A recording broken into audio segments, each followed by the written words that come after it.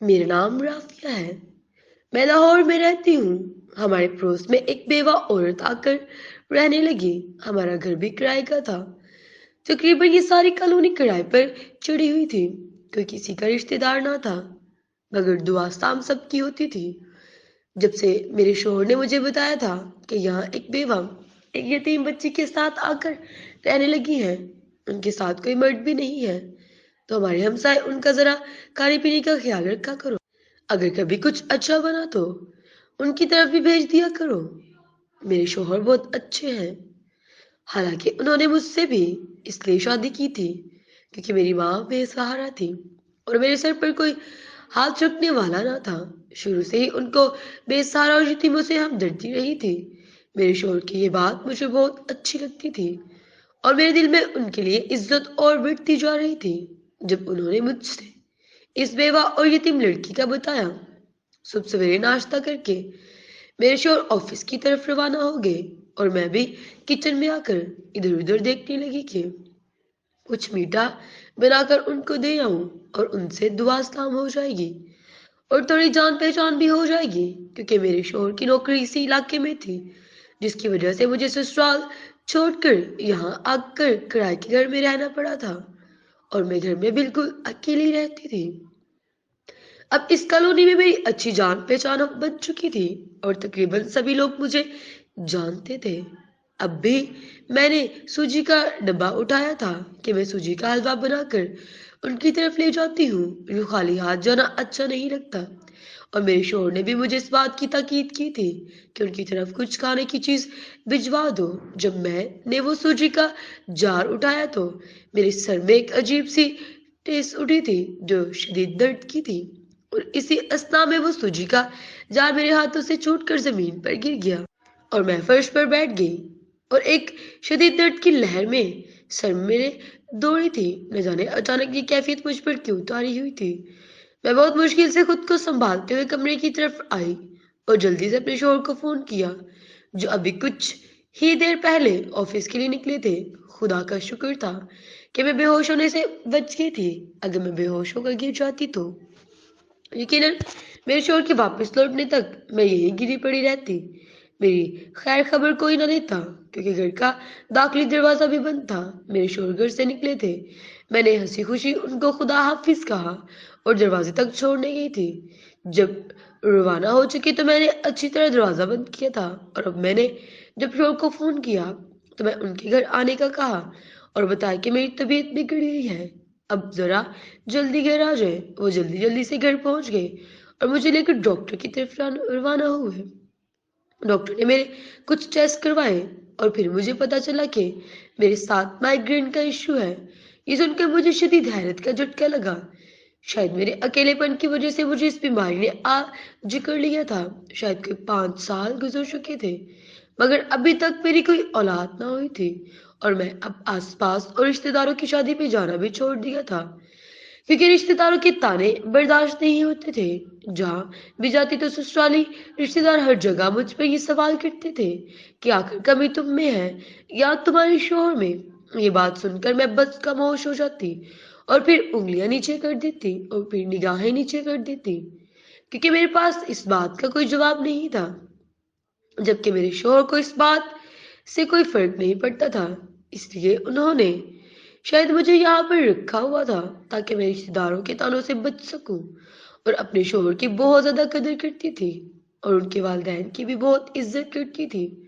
Doctor ने मुझे कुछ जरूरी मेडिसिन दी जिसे लेकर हम घर आ गए और डॉक्टर ने ये खास ताकीद की थी कि मुझे वक्त पर दवाई लेनी है वरना किसी भी वक्त गिरकर बेहोश हो सकती हूँ। क्योंकि घर पर अकेली थी इसलिए मुझे दवाई का खास ख्याल रखना था। मेरे शोहर ने मुझे दवाई खिलाई और मुझे आराम करने का कहा और फिर वापस चले गए। वो जाना नहीं चाह रहे थे मगर मैंने इन्हें तसल्ली दी कि अब मैं काफी बेहतर हो चुकी हूँ।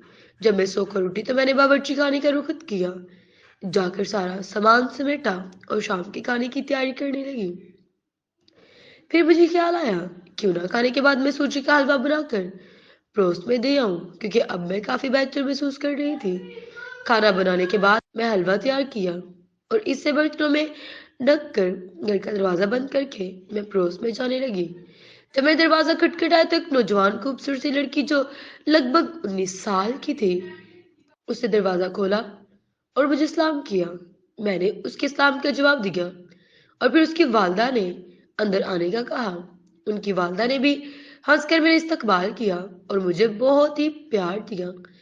अच्छी खासी गुफ्तगू हो रही थी और बहुत ही अच्छी खातून मालूम हो रही थी, और उनकी बेटी भी बहुत ही सलीका और होशियार और खूबसूरत नजर आ रही थी। फिर मैंने उनसे इजाजत तलब की और घर आ गई। शाम का खाना खाना हम दोनों ने खाया। मैंने अपने शोहर को इस लड़की और उसकी माँ के बारे में बताया कि वो दोनों तो बहुत अच्छी हैं। लड़की ने बेकायदा हजाब बांधा हुआ था तो मेरे शोहर हंसने लगे और कहने लगे, मुझे ये क्यों बता रही हो? मुझे ख्याल आया कि मैं अपने शोहर की दूसरी शादी करवा दूं इस लड़की से, क्योंकि मैं अब अपने शोहर को बच्चा तो दे नहीं सकती। इसी की नस्ल कैसे आगे बढ़ाऊंगी? फिर अगले दिन माहीन और उसकी वालदा भी मेरे घर बिरयानी बना कर लेकर आई थी। माहीन के हाथ में बहुत जायका था। माहीन की वालदा ने बताया कि बिरयानी माहीन ने बनाई है। फिर उसकी वालदा ने कहा, अब तो मुझे दिन रात माहीन के रिश्ते की फिक्र रहती। अगर तुम्हारी नजर में कोई अच्छा रिश्ता हो तो मुझे जरूर बताना। तुम मेरी बेटियों की तरह हो। और माहीन ने अम्मी मुझे बेटी कह दिया था, और यकीनन मैं उनमें मुझे मेरी माँ का अक्स दिखाई दे रहा था, और वो बहुत अच्छी खातून थी।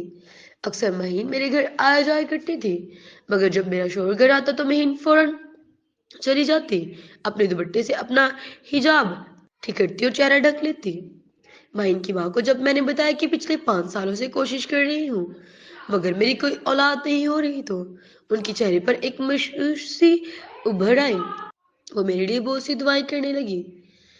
उनसे मैंने अपनी माइग्रेन वाले इशू का भी डिस्कस किया।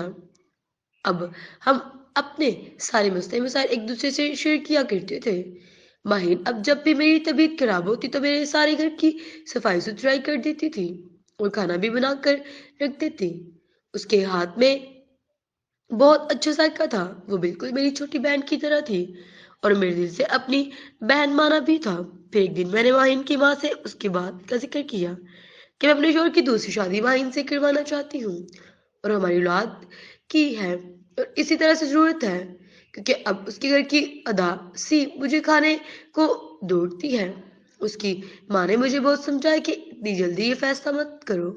मैंने उनको बताया कि मैं काफी हद तक बीमार रहती हूँ और मुझसे घर का काम काज भी नहीं होता।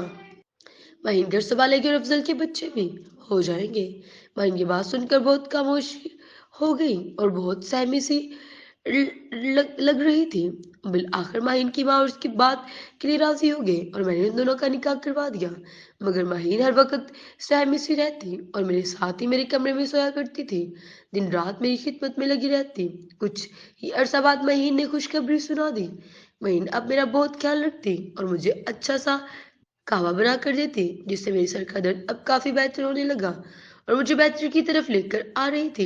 एक दिन मेरे शोहर की गैर मौजूदगी में माहिन एक फकीर को घर ले आई। उसने कहा कि ये आपको दम करेगा और आप बिल्कुल सेहतयाब हो जाएंगी। उस फकीर ने मुझ पर दम किया और मेरा दर्द तो ऐसे ही खत्म हुआ जैसे किसी ने कांटा निकाल कर फेंक दिया हो। अब मैं बिल्कुल सेहतयाब हो गई थी। माहिन अब जुड़वा बच्चों की माँ बन गई थी और एक उसने मेरे हवाले कर दिया और दो बेटे ही थे। अब हम सब खुशी खुशी रहने लगे थे। जो किसी का नुकसान नहीं करता उसका कभी कोई नुकसान नहीं होता।